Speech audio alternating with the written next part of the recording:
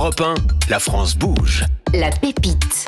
Rebonsoir Rachel Azulet. Bonsoir. Merci d'être avec nous. Vous êtes chef de l'ingénierie et de l'application au sein de TETMET, une toute jeune start-up, un peu plus de 2 ans, qui propose donc des solutions pour alléger les voitures, notamment pour utiliser le moins de matière possible grâce à la robotique et à l'intelligence artificielle. Mais vous allez nous l'expliquer en détail dans un instant. Juste avant, comme on aime bien le faire dans l'émission, un mot de votre parcours. Rachel, vous êtes franco-britannique. Vous avez notamment un master de recherche en neurosciences, ensuite de la biomécanique, puis la mécanique. Donc c'est vraiment cet aspect-là qui vous a le plus intéressé. Comment vous pouvez nous résumer un petit peu votre parcours et votre arrivée chez TETMET? Oui, donc ça peut paraître un peu confus dit comme ça, mais... C'est riche, pas confus, c'est riche. Non, donc du coup, j'ai effectivement fait une classe préparatoire aux grandes écoles où j'ai intégré les arts et métiers. Donc la mécanique, c'est pas totalement sorti du chapeau avant la biomécanique. Ouais, c'est ça. Donc voilà, et donc effectivement, j'ai fait mon parcours, mon diplôme d'ingénieur. En dernière année, je savais que je voulais faire de la recherche. Moi, ça m'intéressait beaucoup de faire pour l'humain, pour aider les gens. Donc je me suis dit pourquoi pas la biomécanique. Et en fait, donc j'ai fait mon stage de recherche dans une super université à Londres. Et je me suis rendu compte que en fait ma passion c'était tout simplement la mécanique, okay. Pas forcément avec bio dedans. Donc j'ai continué et j'ai décidé de faire une thèse aux arts et métiers en mécanique théorique que j'ai obtenue en 2023. Et tout de suite après, vu que c'est vraiment pile poil le sujet de TETMET, en fait j'ai été recrutée à la suite de ma thèse et j'y suis depuis. Effectivement, et c'est le moment parfait pour justement rentrer dans le détail de ce que fait TETMET. C'est le moment du pitch. Rachel, vous avez 1 minute. Allez-y, c'est à vous. Donc fondée en 2023, TETMET c'est une start-up deep tech qui révolutionne la production de pièces mécaniques avec une technologie unique d'assemblage automatisé de treillis métalliques. Donc à l'image de la Tour Eiffel, nous utilisons des petites poutres pour créer des structures solides, légères, sur mesure, à l'échelle industrielle et sans aucun gâchis de matière. Donc le résultat, c'est jusqu'à 75% de masse en moins pour des performances mécaniques équivalentes, voire améliorées. Et cette avance séduit notamment des secteurs où la masse est particulièrement importante, l'automobile, l'aéronautique, l'aérospatiale, où nous travaillons aujourd'hui sur des pièces de structure allégées, mais également alvéolées, donc qui peuvent donner un gain de place. Et notre offre, en fait, c'est de l'ingénierie, c'est de la production de petites séries, mais demain, c'est aussi une licence industrielle pour intégrer notre technologie directement dans des sites de production. Et puis, TETMET, finalement, c'est une équipe de 11 personnes internationales avec le maître mot qui est de réinventer la matière pour des pièces ultra légères, ultra solides et ultra efficaces. Parfait, merci Rachel. Alors je retiens notamment le moins 75%, donc on va essayer de voir un petit peu comment on y arrive et je vais donner la parole à Fabrice, notre coach du soir, Fabrice Marcella.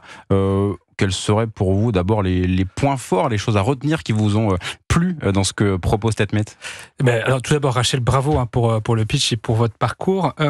Déjà, c'est une startup deep tech. Je ne sais pas si tout le monde sait ce qu'est une startup deep tech, mais c'est plutôt une startup qui s'appuie sur de l'innovation issue de la recherche et qui est de nature à remettre en cause un ordre établi, avec une forte barrière à l'entrée.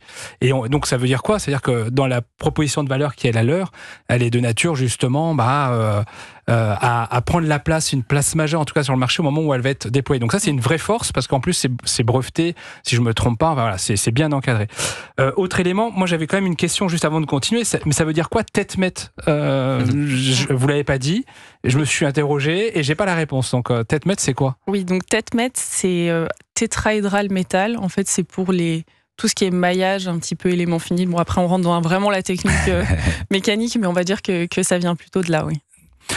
En tout cas, les forces qui sont les vôtres, donc c'est ce que je disais précédemment, c'est l'innovation, c'est le fait de pouvoir aussi réduire la quantité de matière et donc utiliser moins d'énergie, être plus léger également. On l'a vu tout à l'heure dans le cas de la A390, à quel point c'était important aujourd'hui, notamment avec les batteries qui nous empêchent d'être aussi légers qu'avant. Ça s'adresse, je trouve, à un grand nombre d'industries. Donc il y a certes le secteur de l'automobile, mais pas que. J'ai noté l'aéronautique, la défense, l'énergie. Enfin, on voit que la taille du marché est extrêmement importante. Et puis, vous l'avez pas dit, mais vous avez remporté quand même un prix, celui du Grand Prix de l'Automobile Club de France, Donc c'est un gage, je trouve, c'est une belle référence. Ce qui est important quand une start-up, c'est finalement on est un petit poussé face aux géants et donc on se raccroche à ce genre de prix pour pouvoir montrer à quel point finalement on peut être à la hauteur de la promesse qui est la vôtre. Donc ça, c'est des éléments à mon avis, vous auriez intérêt à mettre davantage en avant. Je me suis noté en termes de points d'attention. Oui. Vous le disiez précédemment, là vous produisez à petite échelle. L'enjeu pour vous, c'est de passer à l'échelle, donc une production industrielle pour pouvoir servir à tous les acteurs du marché. Donc j'imagine que ça fait partie en tout cas de vos plans et notamment des levées de fonds qui vont être les vôtres sûrement dans les semaines, mois à venir, et on reviendra là-dessus. Et puis ensuite, est-ce qu'il y a la question que je me suis posée, est-ce un point d'attention ou pas, hein, est-ce que les clients industriels actuels peuvent être réticents à changer de paradigme de production? Est-ce que quand on a une innovation, l'un des enjeux, c'est l'appropriation finalement de cette innovation parmi ceux qui ont déjà une expertise sur le sujet. L'appropriation peut-être? Qu'est-ce qui vous fait réagir? On peut voir peut-être sur le point notamment le Grand Prix de la CF Autotech, c'est forcément toujours quelque chose de sympathique, hein, on va pas se mentir. Surtout ce qui est intéressant pour l'expliquer rapidement à nos auditeurs, c'est qu'il y a une vraie volonté, donc à la fois c'est des jurys, c'est des grands constructeurs, équipementiers qui participent du secteur automobile, et puis toujours cette volonté de vraiment mettre en avant quelque chose qui globalement n'existe pas ou très peu, une vraie innovation. Oui, tout à fait. Pour revenir brièvement sur le Grand Prix ACF, c'est vrai que c'était plutôt... je n'irai pas jusqu'à dire une surprise, parce qu'on a quand même travaillé dur pour arriver jusque-là, mais ça fait toujours plaisir.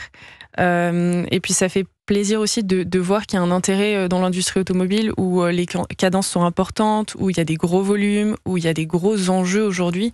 Et en fait, finalement, on pourrait penser que c'est l'aéronautique ou l'aérospatiale qui est le plus intéressé. Mais en fait, la rupture technologique dans l'automobile, elle doit se faire maintenant, notamment avec les véhicules électriques. Et donc, c'est pour cette raison qu'on est particulièrement... On a beaucoup de projets dans ce sens-là, quoi. Et justement, sur cet aspect changement de paradigme qu'évoquait Fabrice, vous sentez qu'il y a des retours positifs. Alors, ça va pas couvrir tout et tout remplacer d'un coup, mais en tout cas, vous sentez qu'il y a cet intérêt réciproque, du coup? Oui. En fait, c'est assez difficile parce que on est vraiment sur quelque chose d'assez niche en termes de performance mécanique. C'est quelque chose de nouveau. Bon, ça existe quand même dans les grues, la Tour Eiffel, comme j'ai pu un peu le dire. Mais à l'échelle d'une pièce mécanique, c'est quand même quelque chose de vraiment nouveau. On avait l'impression 3D qui pouvait faire un petit peu ce genre de choses. Nous, on fait pas de l'impression 3D. Je ne l'ai pas vraiment expliqué parce que j'avais pas le temps en 1 minute. C'est vraiment très court. Surtout sur ce sujet, ouais. Exactement. Mais donc, en fait, en gros, notre matière première, c'est des petites tiges. Donc, pour ceux qui sont dans la salle avec moi, ils ont la chance de voir les... On peut aller voir. Exactement, ils ont la chance de voir. Mais si je peux décrire ça, en fait, c'est des petites tiges qui sont assemblées par soudage. Donc, la matière première, c'est des tiges. Ouais. Donc, on n'est pas en train de refondre de la matière comme sur de l'impression 3D. C'est pas des poudres, c'est pas lourd. Et c'est pour ça que, notamment, en termes d'impact énergétique, c'est beaucoup moindre. Et donc, on a un robot qui vient et qui positionne et qui soude et qui repositionne et qui soude. Et en fait, ça fait un genre de tricotage, si je peux un peu me permettre.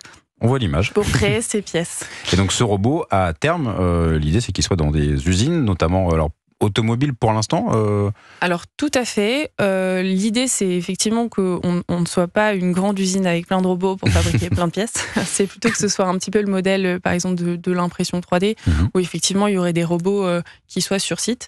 Et ça permet aussi... Intégrer ce que vous proposez chez différents clients, encore une fois, automobiles, aéronautiques, etc. Et notamment pour des secteurs comme par exemple l'aérospatial, où il y a des forts customisations, notamment sur des choses qui doivent aller dans l'espace. Ça peut être aussi intéressant d'avoir de la production délocalisée sur site pour pouvoir faire ces modifications, on va dire... et ces customisations un peu à la dernière minute. Ouais, effectivement. Sovani Hang, votre regard c'est intéressant. sur ce que propose TETMET, de votre point de vue d'Alpine. En fait, l'automobile, c'est toujours une machine à faire du volume derrière. Ouais. Donc, même à petit volume, c'est vraiment tout l'enjeu. Il y a toujours plein de bonnes idées. Et après, l'enjeu, c'est d'arriver à rendre ça... Alors, réglementaire, parce qu'il y a aussi des aspects réglementaires pas négligeables dans l'automobile, et puis industrialisable. Et alors, dans des entreprises comme Alpine, où on est focalisé sur le haut de gamme, sur des petites séries, ça peut être aussi un moyen d'incuber ce genre de solution, mais ça prend toujours du temps, mais c'est intéressant. Et donc Fabrice l'a évoqué, c'est breveté parce qu'évidemment, l'idée c'est que ça puisse être utilisé assez rapidement et justement répondre à ces enjeux de normes, de sécurité, de réglementation, que ça puisse être une solution prête à l'usage. Oui, tout à fait, c'est breveté. Après, pour que ce soit une solution prête à l'usage... Ça évolue encore un petit peu. Effectivement, on a quand même un bout de chemin, mais on en a fait une partie. Notamment, c'est très bien de faire des treillis, mais encore faut-il savoir les designer, les concevoir, et justement aider les ingénieurs qui ont l'habitude d'outils de production, on va dire, plus conventionnels, standards, qui ont des façons de concevoir des pièces qui vont être propres à cet outil-là. Et donc, on a fait ce chemin qui est d'augmenter des logiciels existants de conception assistée par ordinateur pour pouvoir donner ce levier-là et que notre technologie puisse être adoptée dans des projets, par exemple, particulièrement en amont, chez certains constructeurs qui ont, pour certains, déjà notre logiciel entre les mains. Et on ne peut pas les citer, je crois, c'est ça ? Non. Voilà, mais bon. Plus tard. Ça viendra. Plus tard. Et quels sont vos besoins, justement, Fabrice ? Vous avez forcément quelques indications. Oui, Rachel, moi j'avais noté effectivement que l'enjeu pour vous, c'est quand même le passage à l'échelle et que ce passage à l'échelle passe par une levée de fonds dite de série A. Et ce que j'aimerais faire, c'est vous mettre en relation avec un fonds d'investissement qui s'appelle Supernova Invest. Je ne sais pas si vous les connaissez. C'est un fonds deep tech, donc ça rentre bien dans le sujet qui est le vôtre, qui gère déjà 800 millions d'euros d'actifs sous gestion et il se distingue sur plusieurs choses. Il accompagne les startups sur différents cycles de vie, donc de l'amorçage à la maturité. Donc ça, c'est intéressant pour vous compte tenu de l'état d'avancement dans lequel vous êtes, et sur 4 secteurs clés, dont les technologies industrielles. Donc, si vous en êtes d'accord, je partagerai avec eux votre support de présentation. Non, pas question, vraiment pas. Avec grand plaisir. Bon parfait, donc ça, en tout cas voilà, c'est ce type d'évolution que vous recherchez, lever de fonds, grandir, donc recruter aussi. Oui, recruter. Je pense que nous ne sommes pas les seuls dans ce cas-là, mais c'est très très difficile aujourd'hui de recruter des ingénieurs qui sont, on va dire, avec une connotation plutôt industrielle, parce que l'industrie aujourd'hui, ça fait pas particulièrement rêver, malheureusement. Même s'il y a certaines actions qui sont mises en place pour justement un peu redorer l'industrie, mais voilà, c'est quand même assez difficile. Donc effectivement, le recrutement, c'est un gros point pour nous. Et surtout, dans une entreprise si petite, on a besoin d'avoir des gens qui peuvent apporter quelque chose et surtout qui s'y sentent bien. Parce que comme l'environnement est assez réduit, on cherche aussi à enrichir notre culture un petit peu internationale de l'entreprise. Parfait, on suivra ça avec plaisir et attention. Merci à vous, Rachel Azoulay, pour TETMET.